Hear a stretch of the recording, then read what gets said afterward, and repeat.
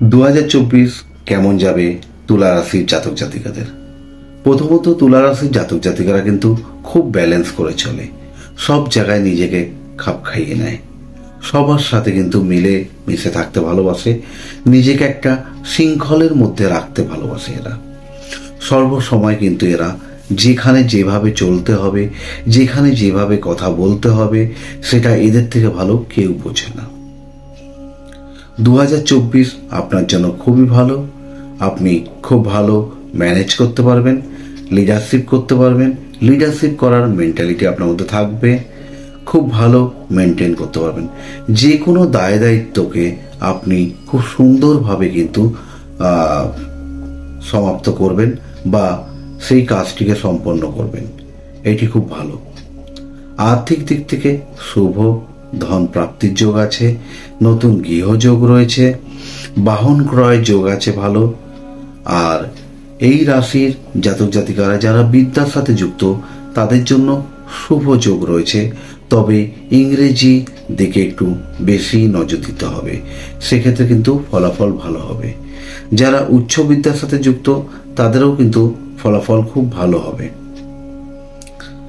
তবে এই রাশির জাতক জাতিকা যারা চাকরির সাথে যুক্ত আছে তাদের কিন্তু কর্মস্থানে শত্রু বৃদ্ধি পাবে এবং আপনার পেছনে কিন্তু কাঠি করবে বা আপনাকে কিন্তু ক্ষতি করার চেষ্টা করবে।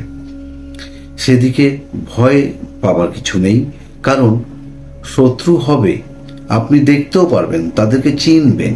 এই সময় তারা কিন্তু আপনার কোনো ক্ষতি করতে পারবে না, চেষ্টা করবে, আপনি দেখতে পারবেন সবই।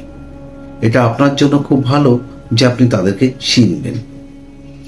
যারা ব্যবসার সাথে যুক্ত তাদের জন্য শুভ, ভালো ফলাফল লাভ হবে, সাকসেস খুব ভালো হবে। আর চাকরির সাথে যারা যুক্ত তাদের কিন্তু কর্ম পরিবর্তনের একটা যোগও রয়েছে, অর্থাৎ চাকরি পরিবর্তন হতে পারে। শারীরিক দিক থেকে যদি দেখি, সেদিকে কোষ্ঠকাঠিন্যের সমস্যা হবে, লিভার সংক্রান্ত সমস্যা হতে পারে, জল একটু বেশি করে খেতে হবে, ইউরিন ইনফেকশনও হওয়ার একটা সম্ভাবনা রয়েছে। ভালো থাকবেন। হ্যাঁ, আরো একটা জিনিস, 2024 তুলা রাশির জাতক জাতিকাদের জন্য আরো একটা শুভ যোগ হলো।